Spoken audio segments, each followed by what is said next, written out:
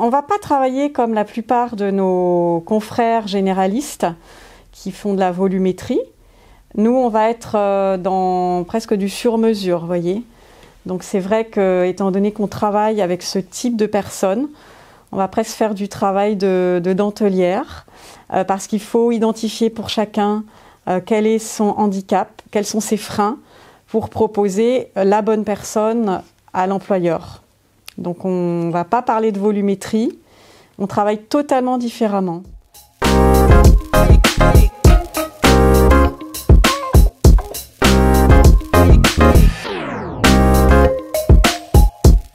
Effectivement, l'autre jour, j'étais par exemple à un job dating où les candidats me disaient « Franchement, si je n'ai pas trouvé de travail dans 6 mois, je jette ma carte. » Je disais « Mais non, ne faites pas ça. » Mais c'est vrai que beaucoup de personnes aujourd'hui ont des réticences parce qu'ils trouvent qu'en face, dans les entreprises, il y a des freins à les embaucher. Alors moi, c'est toujours de leur dire qu'au contraire, il y a des priorités d'embauche au vu des 6%, que les choses commencent à changer. Mais après, c'est dans leur démarche personnelle de savoir où ils en sont dans l'acceptation du handicap. Donc là-dessus, c'est vraiment personnel. Côté entreprise, c'est vrai qu'il reste pas mal de freins, même si je trouve qu'on a eu des belles impulsions gouvernementales. Il y a eu quand même aussi la semaine du handicap, les DUOD, on commence à en parler plus. On a quand même le sentiment que les entreprises veulent bien prendre des handicapés, mais qu'il n'y ait pas trop de handicap. Mais je trouve quand même que les choses changent.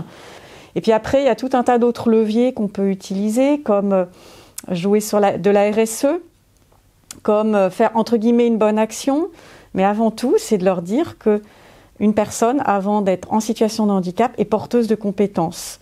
Et un savoir-être qui est bien souvent décuplé. Parce que ce sont des gens qui ont une volonté de s'en sortir, qui ont des stratégies de contournement qui fait qu'ils sont hyper adaptables. Et bien souvent, ça va modifier un petit peu dans les équipes. La motivation va être plus grande, ça va modifier aussi le management. Et puis ce que je leur dis enfin, c'est essayer. On reste dans de l'intérim, donc c'est souple, on a cette chance-là.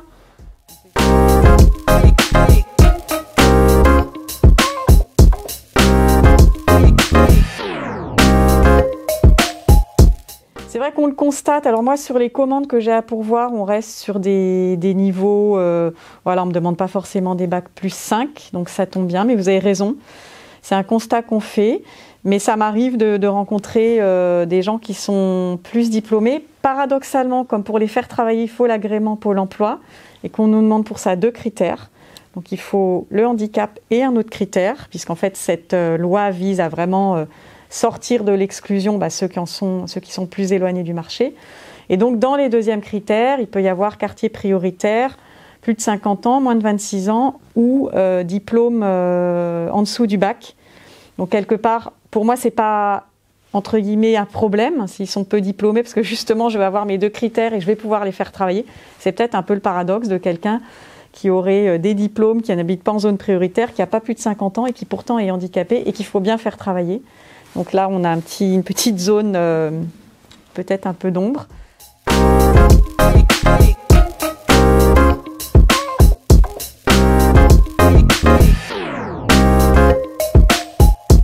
Oui, effectivement, les ateliers protégés maintenant vont moins, enfin le recours aux ateliers protégés vont moins exonérer de la taxe. Là, je pense qu'il est un petit peu tôt pour se prononcer. C'est vrai que le groupe existe depuis bien en amont que la loi, vous l'avez compris, donc heureusement qu'on avait déjà les arguments pour faire du travail direct.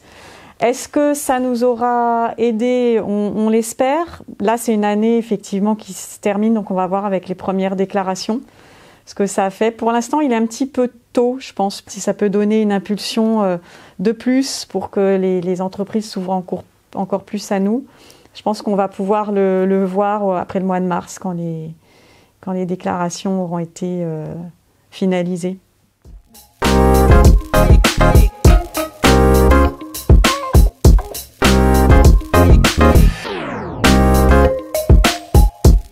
Donc c'est vraiment de se faire connaître, surtout d'instaurer la confiance avec mes interlocuteurs. Donc pour l'instant, j'essaye de mailler mon bassin dans le 94.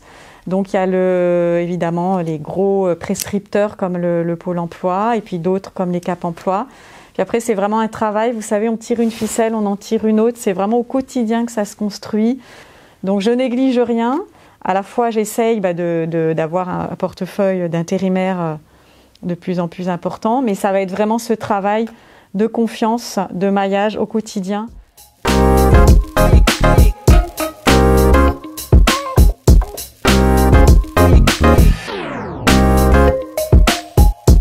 C'est toujours du travail, du partenariat. Donc l'année idéale, c'est un petit peu ça, quand à la fois j'ai de la commande et puis que je peux faire travailler des gens. Vous savez, ça donne un vrai sens aussi de mettre des personnes en situation de handicap au travail. C'est vraiment la satisfaction que j'ai, que mon client soit content, mais aussi eux de les faire travailler. Et sincèrement, rien que leur reconnaissance, ça donne un sens à mes journées. Parce que c'est vrai que je viens de l'intérim classique et je vois vraiment la différence. C'est les gens que je fais travailler, ils sont vraiment reconnaissants, c'est-à-dire que c'est des gens qui étaient exclus depuis un moment du marché. Et pour eux, c'est plus qu'un travail, ils me le disent souvent. Donc ça donne un vrai sens.